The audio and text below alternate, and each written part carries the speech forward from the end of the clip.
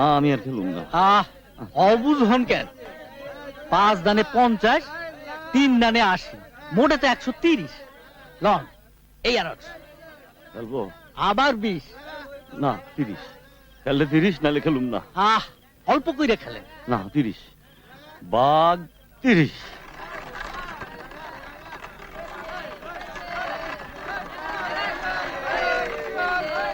না আমি আর খেলুম না। বহেন মিয়া জোর করে। ঠিক আছে, হিসাব মতন 1080 টাকা ফেলান। দাঁড়ে টাকা নিছেন, এই টাকায় জুয়া খেলা ফতুর হয়েছেন। আপনি তখন কইলেন আপনার আমি খেলুম। ফালতু কথা কন কেন? সাক্ষী নেই এনে টাকাটা আমার হাত থেকে আপনার হাতে গেল, তা দেখে নাই কেউ? আল্লাহ আমারে শেষ করে দিছে এই লোকের বাচ্চা। দেখছেন দেখছেন দেখছেন মাথাটার অবস্থা দেখছেন? ওই ওই ওটা ওটা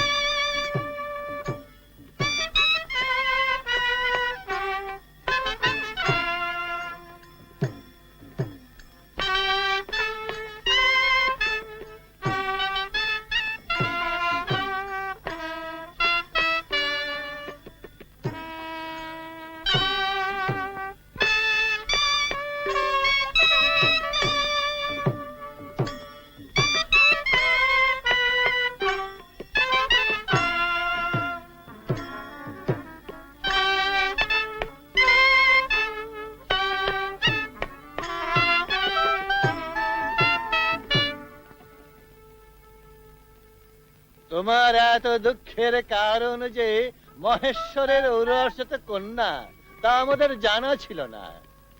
তিনি শুধু নৃত্য গীত আর আনন্দ ফুর্তিতে এতদিন মত্ত ছিলেন এই কৈলাস ভুবনে।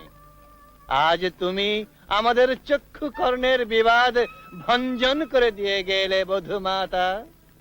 তুমি কৈলাসের কেলেঙ্কারিকে চোখের সামনে উন্মোচন করে দিয়ে গেলে। বলো, তুমি কি হলে খুশি হবে?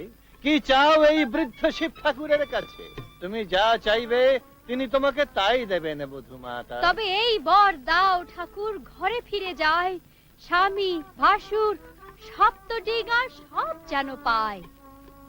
দিলাম, আমি তোমায় সেই বরই দিলাম। তোমার মনোবাসনা পূর্ণ হোক। স্বামী ভাসুর সপ্তডিঙা সব নিয়েই তুমি যেন মরতে যেতে পারো। তবে একটা কথা বধূমাতা। কি কথা প্রভু? যে বিবাদের জন্য তোমার শ্বশুরকে সপ্তডিঙার সপ্তম পুত্র হারিয়ে নিঃস্ব হতে হয়েছে, সেই বিবাদের মীমাংসা আগে করতে হবে। স্বামী, সংসার, সম্পদ। প্রভু, তার জন্য তোমাকে কথা দিতে হবে। তোমার শ্বশুরকে করতে হবে মনসা পূজা।